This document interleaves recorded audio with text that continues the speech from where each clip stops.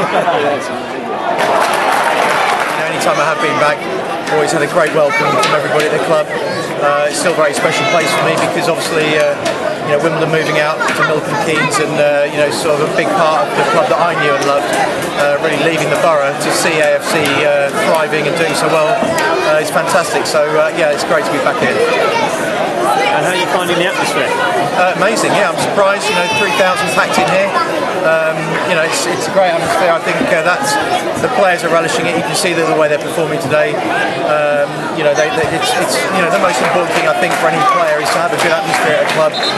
3,000 here, obviously bigger crowds than most of the other clubs in this league, and I think that's a huge benefit to the players, but also great credit to everybody involved at the club. And the club have come a long way in 6 years, and another landmark today as you're officially opening the new upgraded stand. Are you pleased to see how the club's progressing?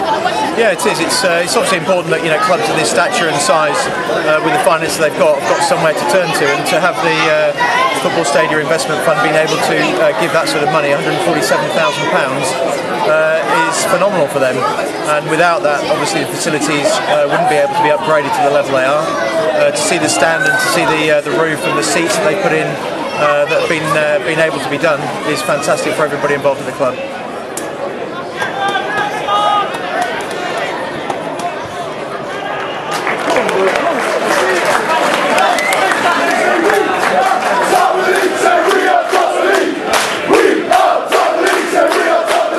But it looks fantastic.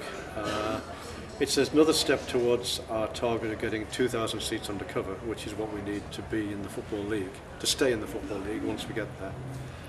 We need another 700 seats, which is the next big project. But right now, we've extended it, we've built another 220 seats, we've got a massive grant to help us with that, and it's been a really good day.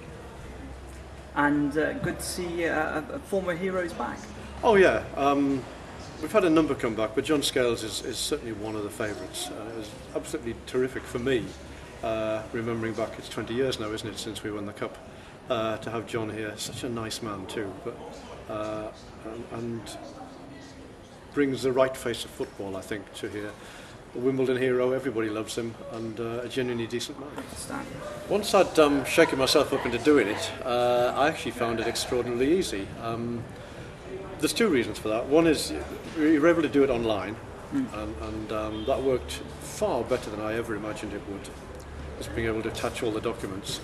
So that worked well, and I found the lady project manager who I was my key liaison person, was extremely helpful and generally available when I needed it.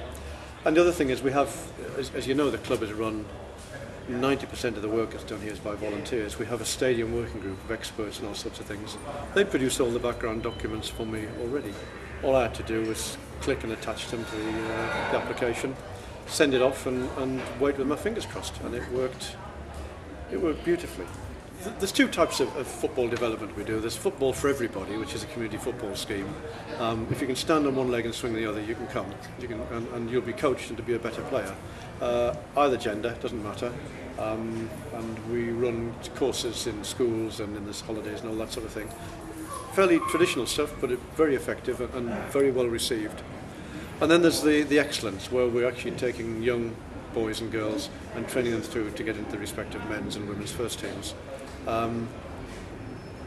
The team that played on last Monday, which was a very young team, had I think 3 people who came through from our youth scheme in it, and 1 who came through from our reserves. We have very, very good players coming through that have been coached and developed by people like Marcus and then further down the scale. On the ladies' side, the ladies' team hasn't been over successful for the last 2 or 3 years, but the girls are thriving, and what we're starting to see now is the older girls just about ready to play for the ladies, and I think within a couple of years we'll see them heading back up the leagues and making a genuine contribution to our presence in the community.